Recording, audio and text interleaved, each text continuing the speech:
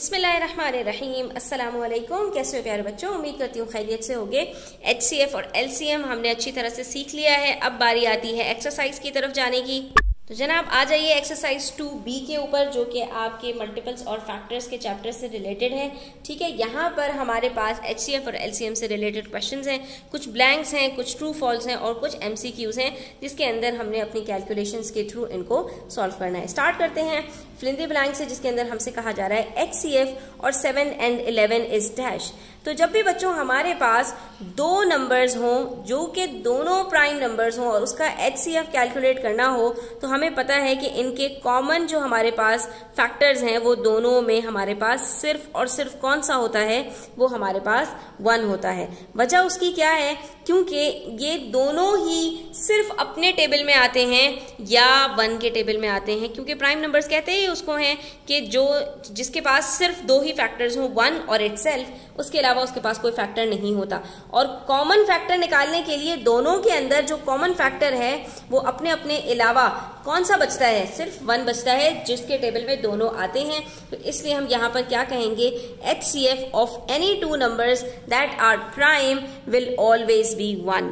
ठीक है, ये आपको पता होना चाहिए। इस तरह के आपके क्वेश्चंस आ सकते हैं आपके एग्जाम में। ठीक है, उसके बाद बारी आती है LCM की। तो LCM is always dash then HCF। हमने इस चीज को डिस्कस किया था कि LCM हमेशा HCF से ग्रेटर होता है, यानी उससे बड़ा होता है, क्योंकि फैक्टर हमेशा वो होता है कि जिसके टेबल में कोई नंबर आता हो। मल्टीपल वो होता है कि जो किसी और के टेबल में आता हो। तो यहीं से फर्क पता चल जाता है। जैसे अगर मैं यहाँ पर 12 ले रही हूं तो 12 के फैक्टर्स 12 से हमेशा छोटे होंगे, यानी 1, 2, 3, 4, 6। ठीक है, जबकि 12 के जो मल्टीपल्स हैं वो हमेशा 12 से बड़े होंगे। तो 12, 24, 36, 48। तो ये जो ट्रेन आगे की तरफ जाती है ये होती है मल्टीपल्स की, और जो पीछे की तरफ जाती है वो जाती है फैक्टर्स की। तो LCM is always greater than आपका HCF। उसके बाद HCF की आपसे पूछ रहे हैं फुल फॉर्म, तो आपने बता देना है कि इसकी फुल फॉर्म क्या होती है। इसकी फुल फॉर्म होती है हाईएस्ट कॉमन फैक्टर। ठीक है, ये तो हमने शुरू में ही देख लिया था, ये कॉमन सेंस का सवाल है। उसके बाद the LCM of two prime numbers is dash of the numbers.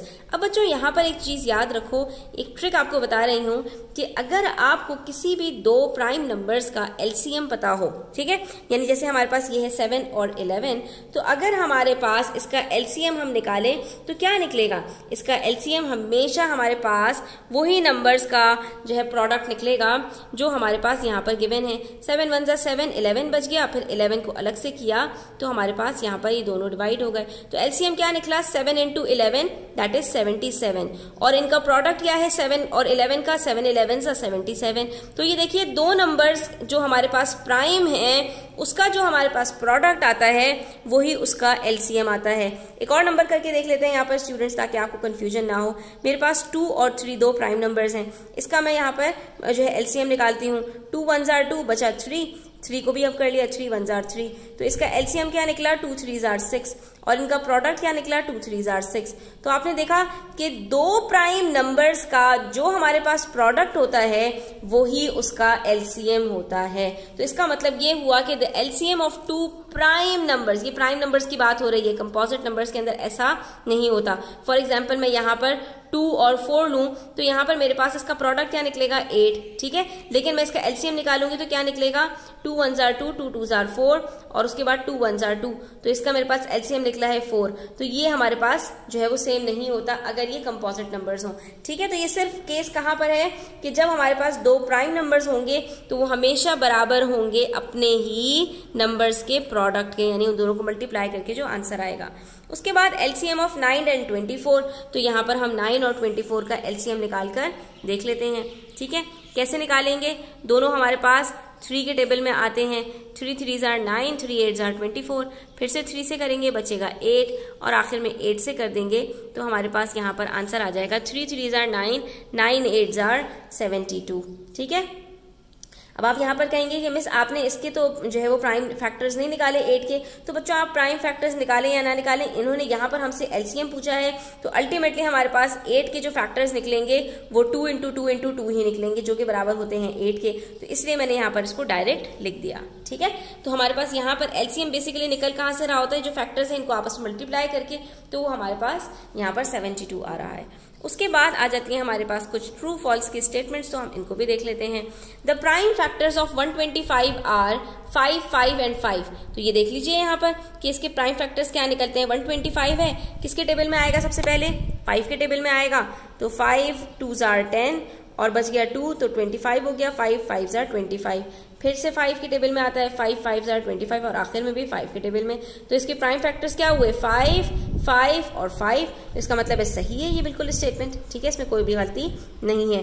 उसके बाद the product of HCF and LCM of any 2 numbers is equal to the product of those numbers. अब आपसे यहाँ पर कह रहे हैं कि 2 नंबर्स ले लीजिए, फॉर एग्जाम्पल मैंने ले लिया 2 और 6। ठीक है, अब कह रहे हैं कि इनका जो आपस में प्रोडक्ट आएगा ना, यानी 2 6 are 12 होता है ना, तो वो सेम होगा अगर हम 2 और 6 का HCF निकालें और LCM निकालें और इन दोनों को आपस में मल्टीप्लाई कर दें। ठीक है, कोई से भी 2 नंबर्स हो सकते हैं, इसके अंदर प्राइम की शर्त नहीं है, जैसा कि अर्लियर हमारे पास जो है वो प्राइम नंबर्स की शर्त थी कि हम वहां पर प्रोडक्ट निकाल रहे थे। तो अब यहाँ पर इनका हम पहले HCF निकालते हैं। HCF क्या निकलेगा, दोनों के कॉमन फैक्टर्स 2 ही निकलेगा, 2 1s are 2, 2 3s are, अब ये 3 कॉमन नहीं है तो हम यहाँ पर नहीं लेंगे, तो HCF क्या आया हमारे पास, यहाँ पर 2 आ गया। लेकिन हम LCM की बात करें तो 2 और 6 का LCM क्या निकलेगा, 2 1s are 2 और उसके बाद बच गया हमारे पास यहाँ पर 3, तो 3 1s are 3, तो LCM हमारे पास यहाँ पर आया 2 3s are 6। ठीक है, HCF और LCM को अब हम मल्टीप्लाई करेंगे तो हमारे पास क्या आंसर आ रहा है, 12। और हमसे इन्होंने क्या कहा था कि किसी भी 2 नंबर्स का जो HCF और LCM है उसका जो प्रोडक्ट आता है, यानी उन दोनों को मल्टीप्लाई करके जो आंसर आता है वो बराबर होता है कि अगर हम उन्हीं दोनों नंबर्स को आपस में मल्टीप्लाई कर दें। यानी हमारे पास जो ओरिजिनल नंबर्स थे वो 2 6 are क्या था, तो उसका प्रोडक्ट हमारे पास 12 था। तो ये बात हमारी यहाँ पर प्रूफ होती है कि कोई भी 2 नंबर लीजिए, उसको आपस में मल्टीप्लाई कीजिए, उसका जो आपके पास आंसर आएगा वो बराबर होगा उन्हीं दोनों नंबर्स के LCM और HCF के प्रोडक्ट का। ठीक है, इसको आप जितना प्रैक्टिस करेंगे वो आपको समझ में आएगा। देखें आसान बात क्या है, हमने HCF निकाला 2 और 6 का, LCM निकाला 2 और 6 का। जब दोनों का HCF और LCM निकल आया तो हमने इन दोनों को मल्टीप्लाई किया, हमारे पास आंसर आ गया। और दूसरी तरफ हमने क्या किया, उन्हीं दोनों नंबर्स को आपस में मल्टीप्लाई किया और हमारे पास आंसर आ गया, हमने मैच किया, तो हमारे पास ये स्टेटमेंट भी बिल्कुल ट्रू निकल कर आ गई। ठीक है, उसके बाद द HCF और 15 एंड 35 इज 35। HCF निकालना है हमने अब 35 और 15 का, तो देखते हैं कि इसका हमारे पास HCF क्या निकल सकता है। अब यहाँ पर सोचने वाली बात यह है कि हमने अभी कहा था कि HCF जो होता है हमारे पास नंबर से छोटा होता है, तो क्या हमारे पास यहाँ पर 35 निकल सकता है, ये देख लीजिए 35, 15 और 35 हमें कॉमन नंबर्स उठाने हैं। HCF का मतलब यही होता है कि सिर्फ और सिर्फ कॉमन फैक्टर्स उठाएंगे हम, तो इन दोनों का कॉमन फैक्टर हमारे पास यहाँ पर क्या निकल रहा है, दोनों किसके टेबल में आते हैं, 5 के, तो 5 3s are 15 और 5 7s are 35। अब दोनों प्राइम नंबर बचे।